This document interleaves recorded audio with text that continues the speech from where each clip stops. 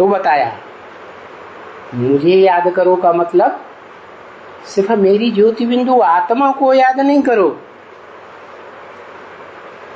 आत्मा जिस शरीर के द्वारा पार्ट बजाती है उस साकार और निराकार के मेल को याद करो। इसलिए कहा जाता है शिव शंकर भोलेनाथ। क्या शिव के साथ कौन जोड़ दिया? शंकर जोड़ दिया। ये भी कहते हैं शिव शंकर भोले भाले, माने शिव है भोला और शंकर है बाल। फिर कहते हैं परम पिता परमात्मा, परम पिता के साथ परमात्मा जोड़ देते हैं। इसका मतलब हुआ कि परम पिता शिव और परमात्मा परम पार्टधारी हीरो पार्टधारी आत्मा कौन? देवदेव महादेव। तो दोनों का कॉम्बिनेशन है। ये सृष्टि ही प्रवृत्ति मार्ग से चलती है। प्रवृत्ति है आत्मा और प्रकृति की। प्रकृति माने प्रकृष्ट कृति। सुप्रीम सोल बाप आते हैं तो जो ज्ञान का बीज डालते हैं उससे ये प्रकृष्ट कृति तैयार होती है। जैसे बाप होता है ना दुनिया में, बीज डालता है काय में? माता में। तो जिस माता में बीज डालता है तब ही तो रचना तैयार होती है। क्या बच्चे की रचना बीज डालने के बाद ही होगी ना? और बच्चे से भी रचना पहली किसकी है? माता की। तो माता हो गई प्रथम रचना। तो मैं जिस तन में प्रवेश करता हूँ वो हो गई मत योनि परम ब्रह्म। ये गीता में लिखा है ना? या मेरी जो योनि रूपा माता है वो परम ब्रह्म है, जिसका नाम ही मैं आकर के रखता हूँ। भले पुरुष तन में प्रवेश करता हूँ तो भी नाम ब्रह्म रखता हूँ। तो बताया मुझे याद करो।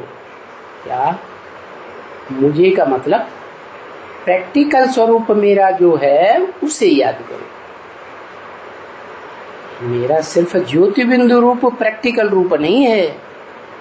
अगर सिर्फ निराकार ज्योति बिंदु को याद करेंगे तो जैसे इब्राहिम बुद्ध क्राइस्ट और उनके फॉलोअर्स विधर्मी विदेशी बन जाते हैं, ऐसे विधर्मी विदेशी धर्मों में पार्ट बजाने वाली आत्मा बन जाएंगे, कन्वर्ट होते रहेंगे। इसलिए क्या करो? है सृष्टि प्रवृत्ति मार्ग से चलती है। मैं भी प्रवृत्ति मार्ग वाला हूँ। क्या दिखाते हैं ना अर्धनारीश्वर भगवान का रूप, आधा स्त्री आधा पुरुष। तो मैं आत्मा, आत्मा को कहते ही हैं पुरुष, सुप्रीम सोल। पुरु माने शरीर रूपी पुरु, श माने शयन करने वाला आत्मा। तो मैं हूँ सुप्रीम सोल पुरुष, परम पुरुष, और जिसका आधार लेता हूँ माता का, बीज डालता हूँ, है तो वो हो गई धरण माता।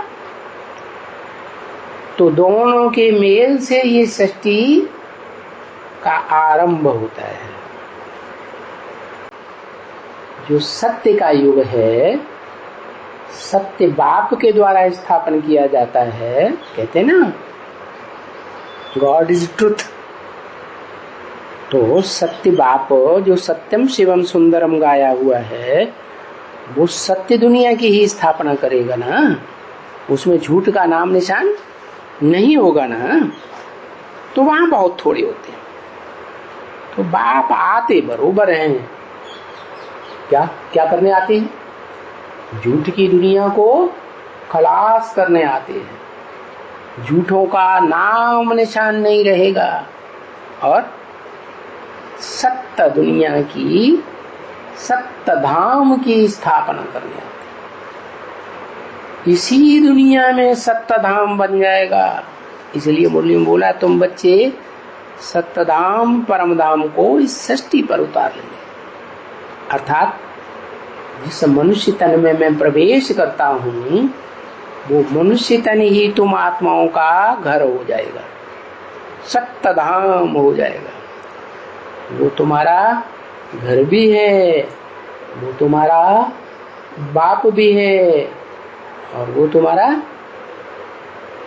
क्या, घर भी है, बाप भी है, और क्या है, स्वर्ग भी है।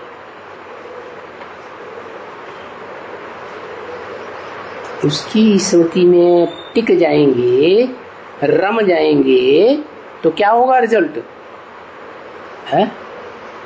सुख ही सुख की शूटिंग होगी, दुख का नाम निशान नहीं रहेगा।